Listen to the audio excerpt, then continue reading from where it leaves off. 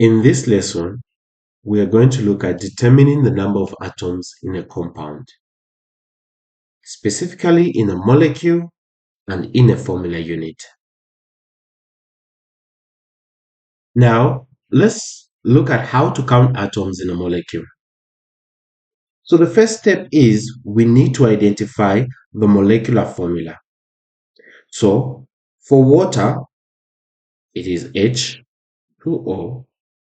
For methane, CH4. What's the next step? We need to analyze the subscripts in the formula. What is a subscript?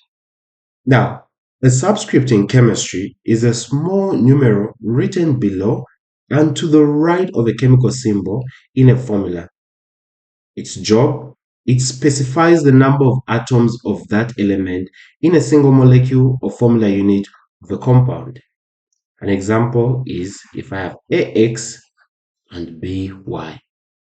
X is the subscript of A and Y is the subscript of B. X is not a subscript of B because it's to the left of B. Remember, the subscript should be to the right of the chemical symbol. All right. Now that we've talked about how you can identify subscripts, how they work. Let's look at water. In water, we've got hydrogen having a subscript of 2. And what about oxygen? There is nothing. Now, if there is no subscript present, it simply means that that element has one atom present in that formula.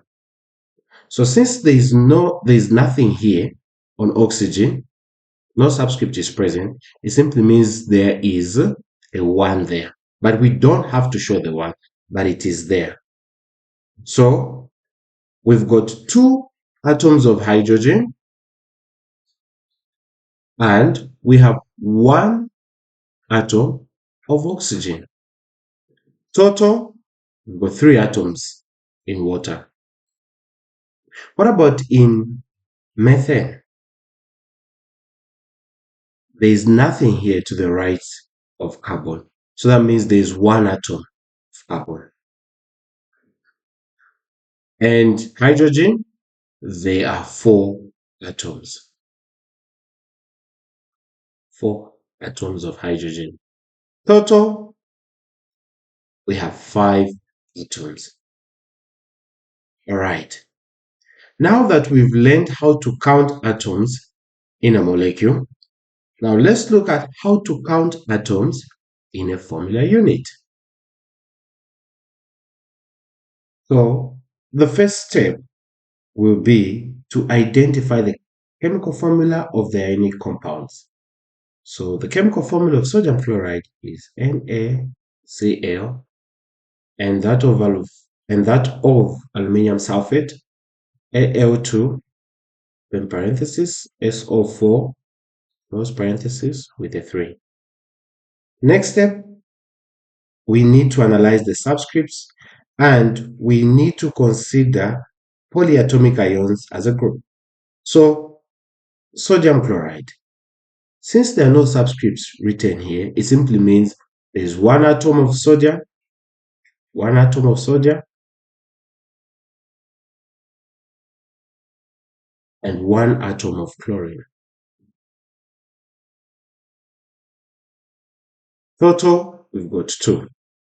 What about aluminium sulfate? Okay, so for aluminium sulfate, do you see that there's a polyatomic ion there? Now, for polyatomic ions, we multiply the subscript of the ion by the subscript of each atom within the ion. Okay, what do we mean by that?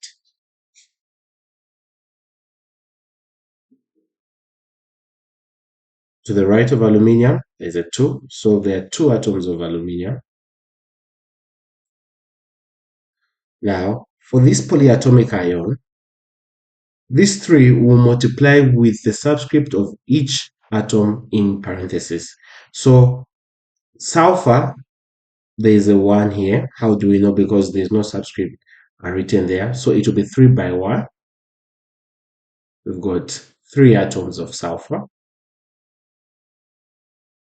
And oxygen, there's a 4 there, so 4 by 3, that's 12.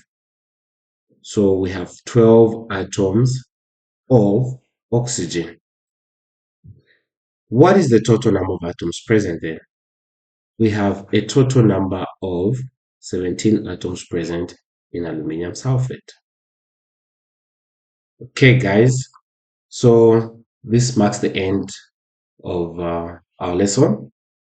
Now, I am going to give you an assignment that you can try on your own, and you should leave the solutions in the comment below. So try out these 3 questions. Tell me the total number of atoms present in carbon dioxide, ammonia, and calcium hydroxide, and leave the answers in the comment below, guys. Thank you very much, and I'll see you next time. Bye bye.